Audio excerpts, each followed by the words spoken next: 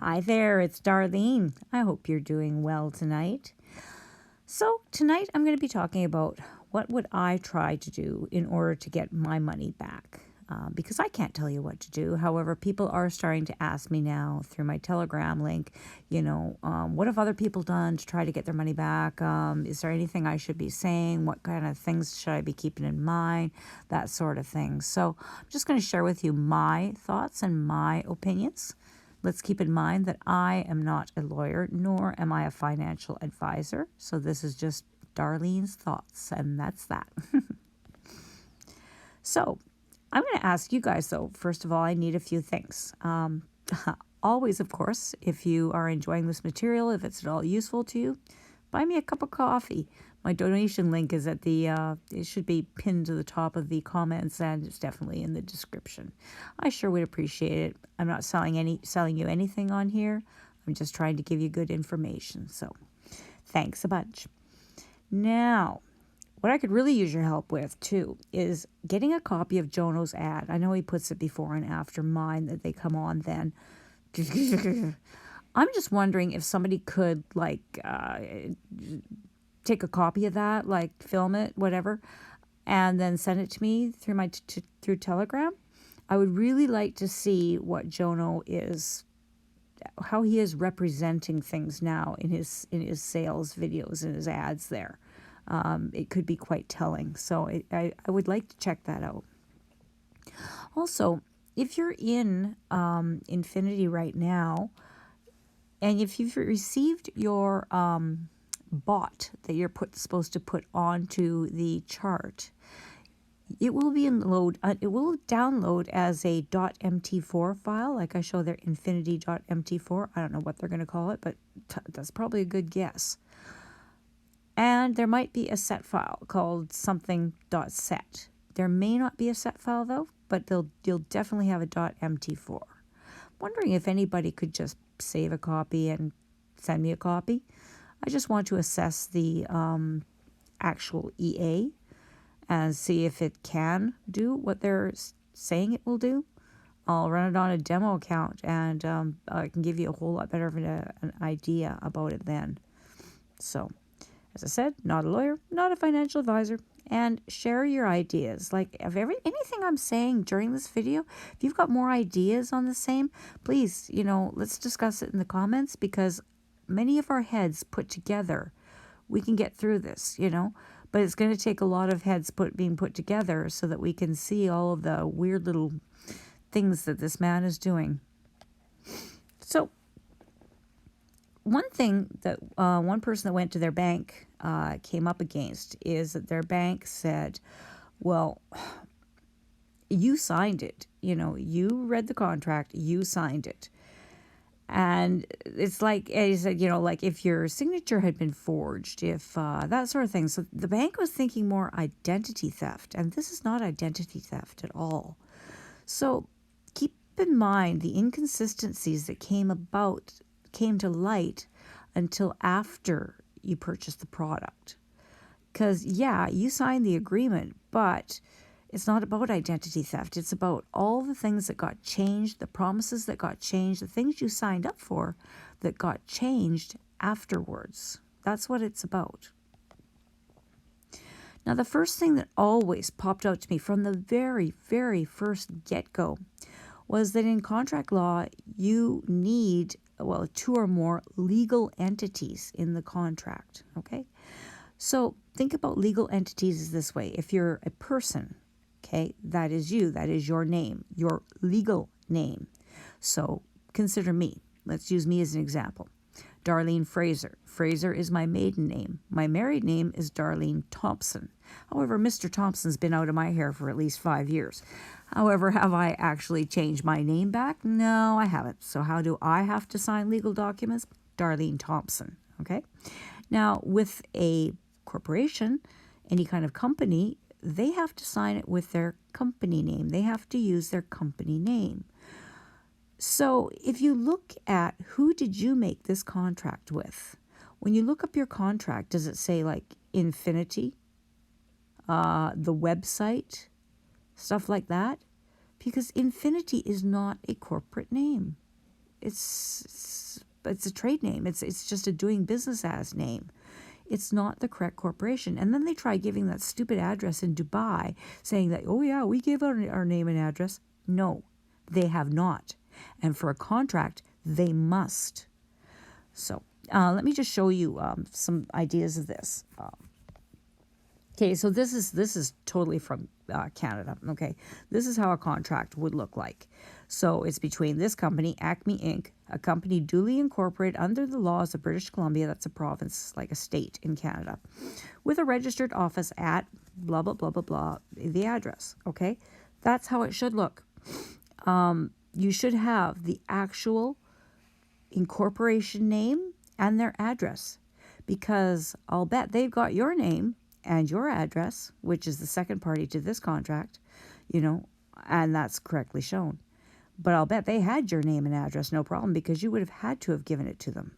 But they never gave you their name and address.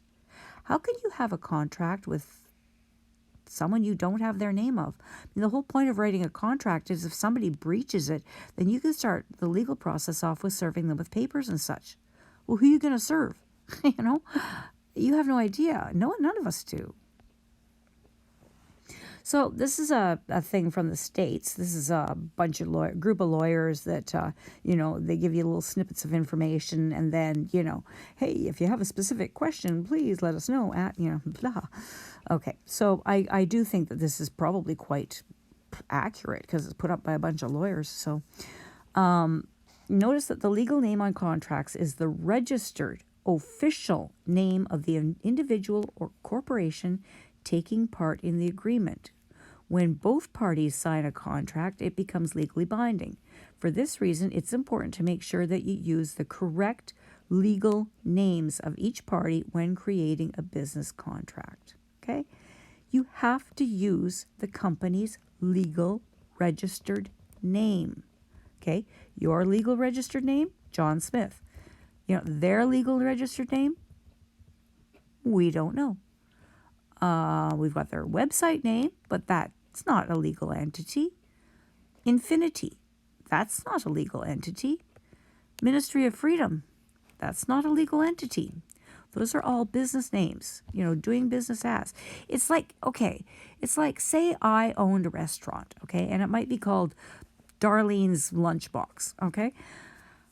Now, but if, say, sure, that's the name of the restaurant because it's cool and clicky. But what if I've actually got a corporation and the restaurant is run under that corporation? So my corporation is Thompson Corp Ltd. Who signs the agreement for that restaurant? Is it Darlene's Lunchbox or is it Thompson Corporation Ltd.? It's Thompson Corporation Ltd. Because the doing business as name means nothing. It's like me saying, hey, yeah, you can call me Dar Dar. Well, would I be signing a contract under that name? No. No. It's the legal registered name. So that's why you can't just go around using your known name or whatever you want to label yourself as, because you could label yourself as anything. So it gives you the types of legal names and their rules, and then doing a business as name. A doing business as name, a DBA, is a fictitious business name, sometimes called a trade name, that is used to run a business. And yeah, but it's not registered. It has to be registered. And if it's not registered, it's in your jurisdiction, it can't be used. Okay? So to me, that's a huge part of it. But I don't know if PayPal and or your bank will see it that way. This may be more of a civil court thing. And we're trying to show something criminal happening here. So I don't know, but I think it's I think it's got a point there, but I'm not sure. Okay. Next, tell your story, especially if you're taking this to PayPal. You're only going to have one kick at the cat here to get it right. So you might want to even type it out separately ahead of time, think on it for a while, and then make sure you tell your story and what happened and now how they have been messing you around or misleading you. So some things that you might want to think of is promising you one thing and then not delivering, like a completely done for you system with traders and some guy that's going to run the bot for you and this, that, and the other thing, and 45-day warranty, all those kind of things that may have changed since then. The lack of communication. If they've cut you off and they're no longer communicating with you, that's a problem. You were supposed to have a choice of prop firms. You weren't given that choice. You were run through only one prop firm. And the Real Funding Program, the prop firm, is related to Infinity because Ministry of Freedom takes payment for both, and they both share support staff. You can check this out in my previous 3 videos.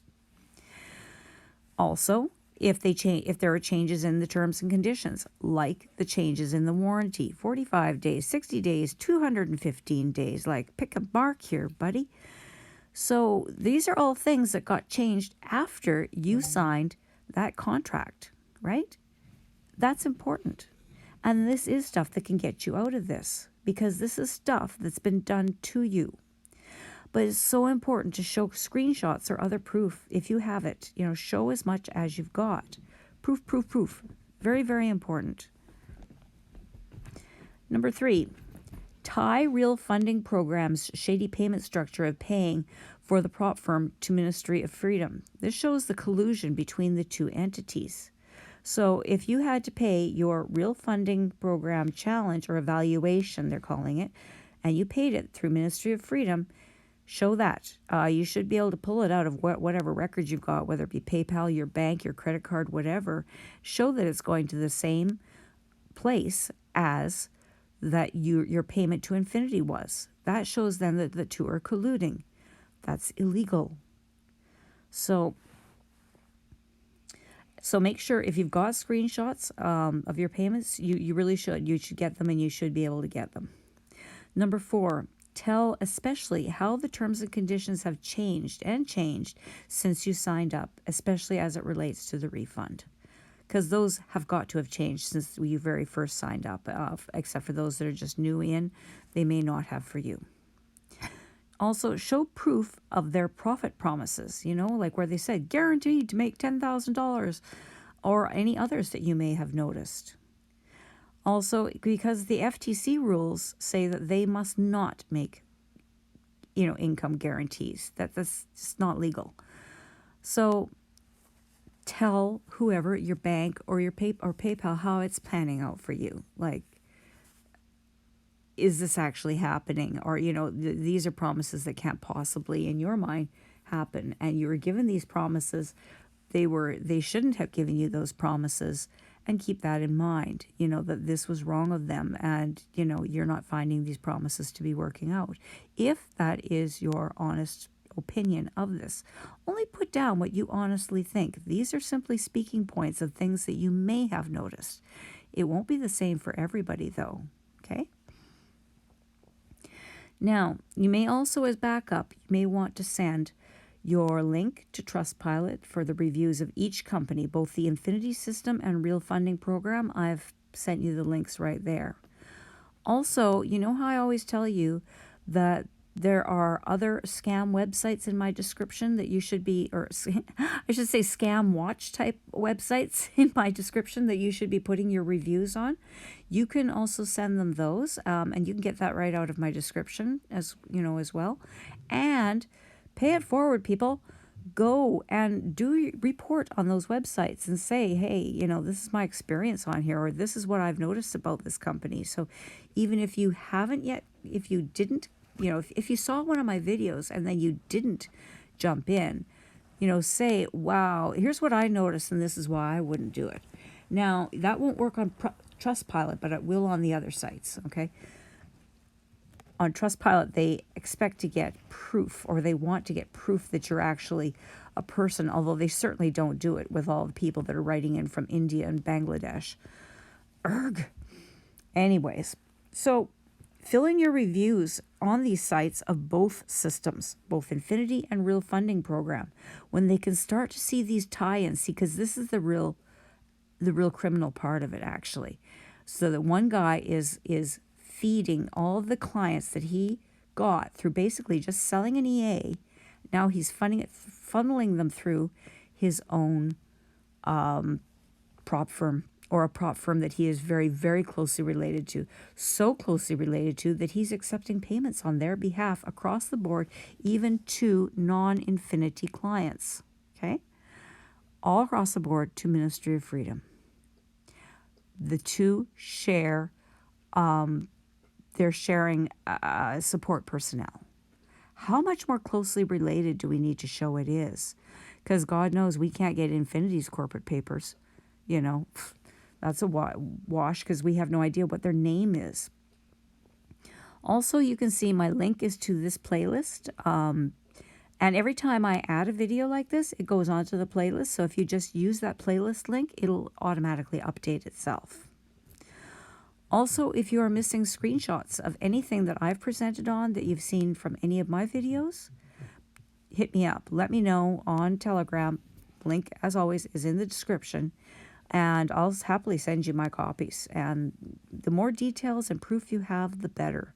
That's the main thing you got to keep an eye out for is showing your proof. Explain it clearly and concisely. Be detailed, but don't ramble on and on and on like I'm doing. Okay? So I know you can do it. You know, let's all pull together. Let's make this happen. If you have any further questions or thoughts, put them in the comments or send me a telegram. And I will have all of these notes. I will put them in the description of this video should you need it. So you have a good evening. Have a good day. Talk to you later.